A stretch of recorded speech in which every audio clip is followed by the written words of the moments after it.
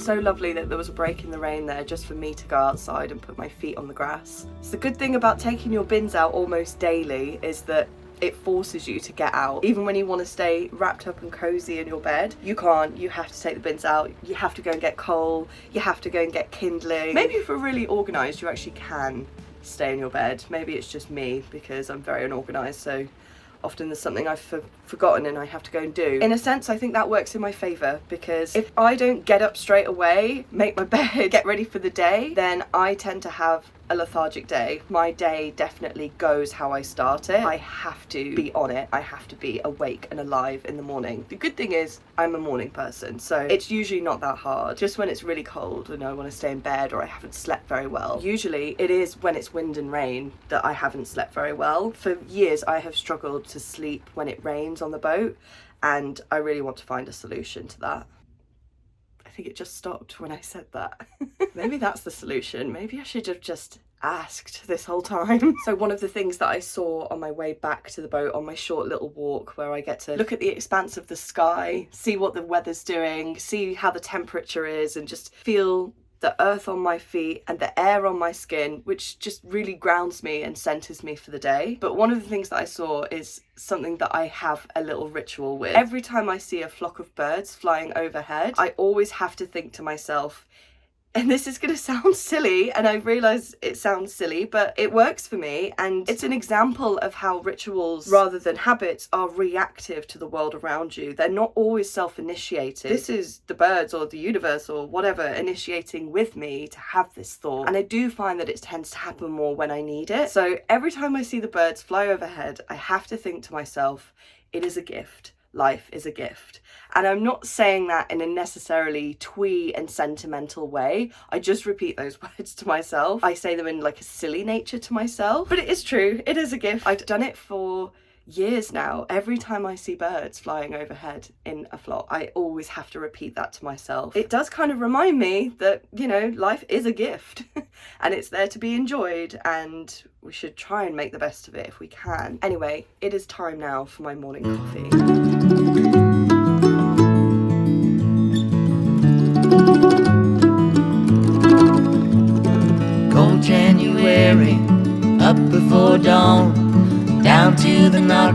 time we've been digging on. No other light but the lamp on my head. And my mama told me that I'll wind up dead, but there's bills to pay and the rent's due today, so I'll take my chances this time. Breaking my back for $5 a day when the company store's getting half anyway, while Mr. Cold Baron sits up on a hill in a gold-plated mansion with pockets to fill, and we're underground 300 feet down, and it feels like we're digging our grave. Don't go down the mines, heed the words that I tell you. It'll cost you your life, and it's damp and dark too. The river is wide, and it gets ever closer.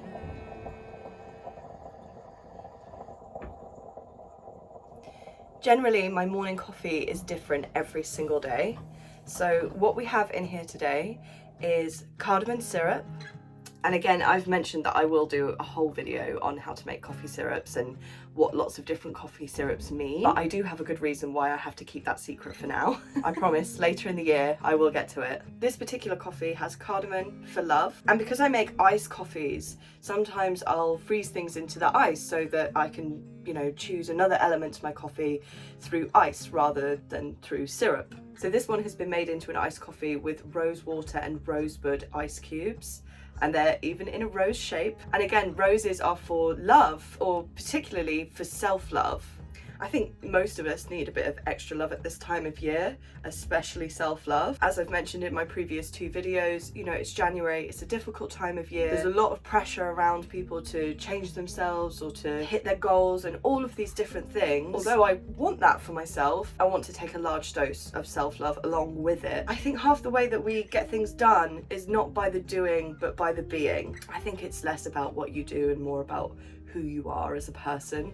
So you have to build yourself into something. You have to build yourself into the kind of person who would do X, Y, and Z rather than just trying to do it, because it's kind of like a foundationless way to hit goals, and it doesn't actually change or transform you as a person. So it ends up not being sustainable and really difficult, and you end up just hating yourself for it. I might actually add a little bit of condensed coconut milk. It's dangerous stuff. It's so delicious. This is now kind of like a Vietnamese or Spanish coffee. One of the other things that I do with my morning coffee is pull a tarot card.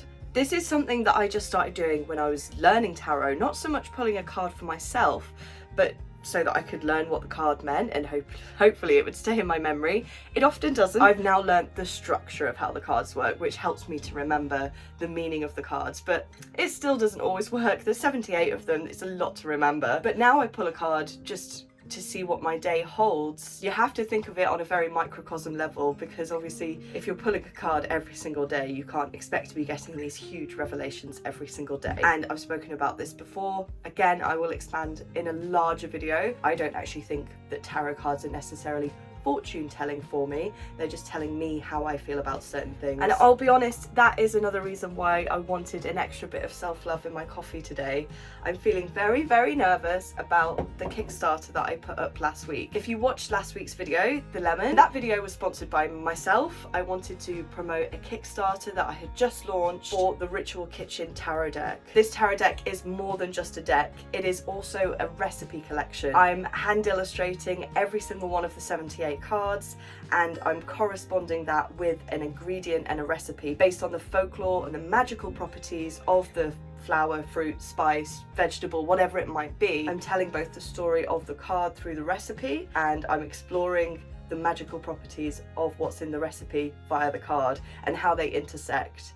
So, for example, the Tower, which is a very well-known card because that's the one that people should be aware of. Everyone's scared of death and the Hanged Man. It's the Tower that you should be a little bit more nervous of, but not nervous, because it's just about change. But the Tower is depicted by a tower being struck by lightning, and it often indicates fast and immovable change that like is coming. There's nothing that you can do about it. It is going to happen. It's not always negative change, but it is perhaps change that you're resisting. And in my deck, I have paired that with hawthorn flowers, because in folklore, hawthorn is very much known for protection, the berries, the flowers, but not only are they known for protection in general, they're also known for protection specifically from lightning. Just love the way the folklore and stories of the hawthorn flower intersect there with the Tower card. And there will of course be a recipe for you to use hawthorn flowers because they are edible, so are hawberries, if you take the pips out because they have cyanide in them, but we're just going to be using the flowers. And the thing with this deck that I'm creating is I do need your help to finish it.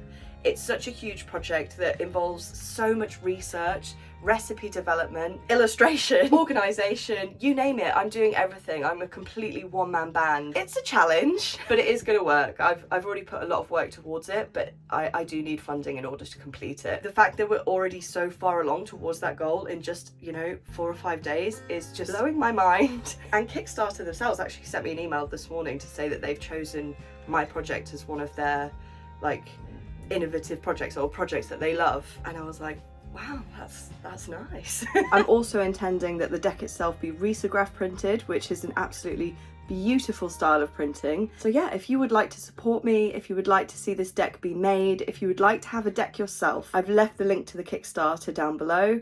I think at the time of publishing this video we will have around 22 days to go, something like that. I have lots of different reward tiers, including a ritual dinner which will happen in August somewhere near to London, possibly on the boat, possibly not, we shall see. So yeah, have a look at the link below, and I think it's probably about time that I go for a shower.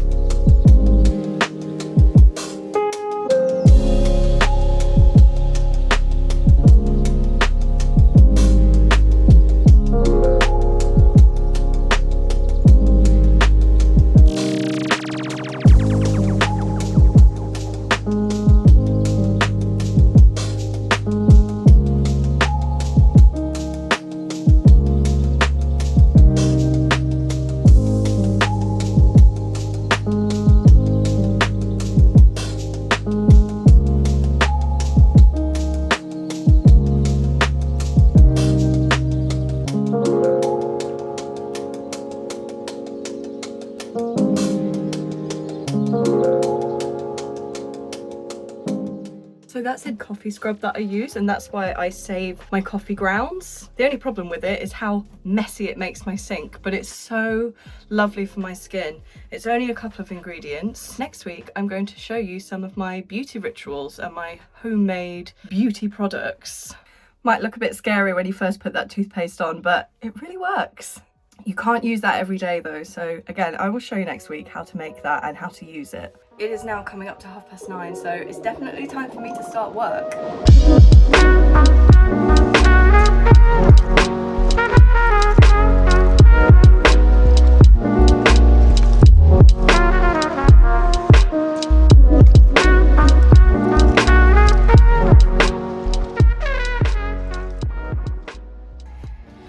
And that's me ready for the day. Adding simple things to my workstation like a candle, some crystals and an incense that align with my goals for the day might seem like really simple things, and they are really simple things, but they just help to center my mind, help me focus on what I want to get done. The first thing that I always do every single day is handwrite a to-do list. Again, it seems like a really simple thing, but rather than writing it on your laptop, you are 4 times more likely to achieve things when you engage your brain with the physical and handwrite them.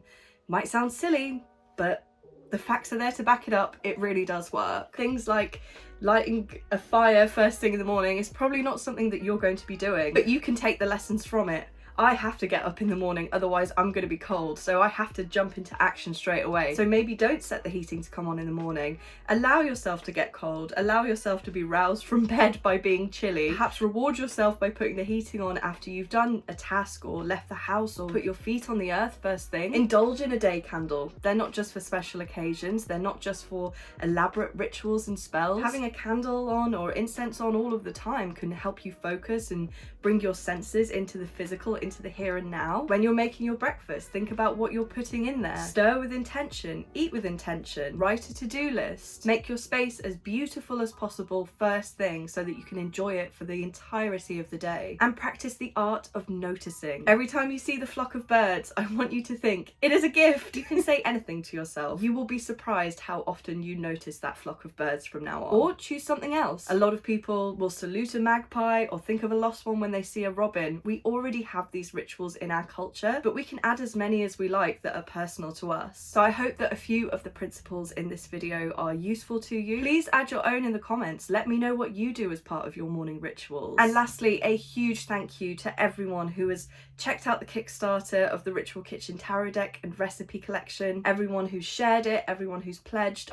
I could not appreciate you more. I'm so happy with how things are going, but we're still quite a far way off from hitting the goal. Obviously it's still relatively early days, but I am nervous. I don't know if you've noticed, but I'm getting a cold sore and that is purely because I'm so nervous about having that up, and until it hits its goal I'm just going to be an absolute bag of nerves. That's not your problem, it's not your fault, but if you were thinking about pledging, please don't leave it to the last minute.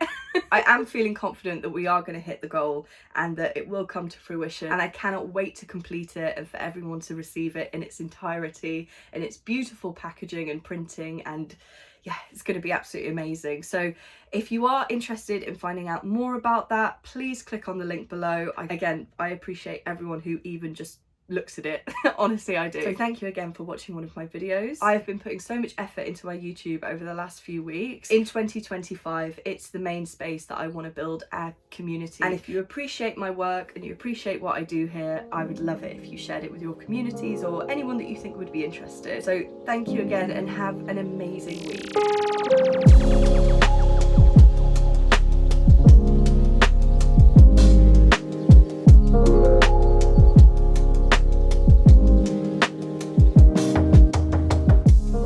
Obviously I'm dressed for the day now, but that is Marta. But she's a little bit late today, so as you can see I'm already dressed and ready for the day, because she usually comes 3 or 4 times a day now actually. She comes in the morning, she comes in the evening, she comes anytime that she fancies, and she always gets let in for cuddles and treats. But yeah, she's become one of my morning rituals, which is really nice.